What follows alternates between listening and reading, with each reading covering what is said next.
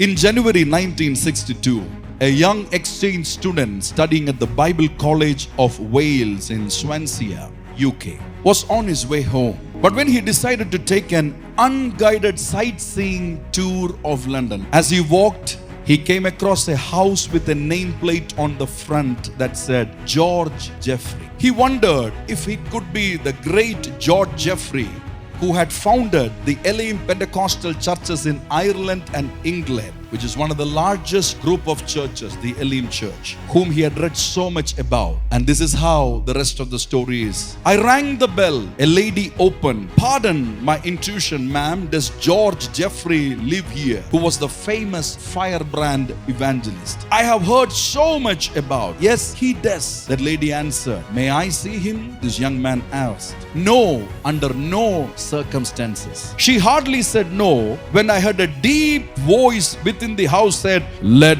that young man come in. I stepped forward, took his hand and introduced myself. I told him I had a call of God on my life to be an evangelist and to preach the gospel in Africa. That I had been to the college in Swansea, the Bible college in Wales, and now was returning to Germany. What happened next was extraordinary. All of a sudden, he took me by my shoulders and fell to his knees, putting me to the floor with him. He placed his hands on my head and began to bless me, as seemed to light up with the glory of God as he poured out his prayer over me. I do not remember the words which he blessed me with, but I do remember their effect. My body felt electrified, tingling with divine energy. After half an hour he finished, I stood up and helped him to his feet. He seemed very frail and old. We said goodbye. The lady came and escorted me. He could hardly stand, nor could I, for different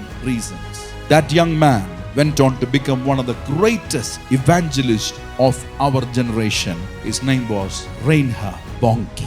When Reinhard Bonnke's train arrived at the station of his parents in Germany, his dad, who came to pick him up, told, do you know, son, George Jeffrey, a great evangelist, the founder of the largest church in UK, even today, Elim Pentecostal Church, went into the glory of Lord yesterday. This is impartation. We all know Reinhard Bonnke. We know his mighty ministry in Africa. We know what God did, but many people don't know it was an impartation by a great man of God, which released onto him what he ought to receive, so he will become what he ought to be.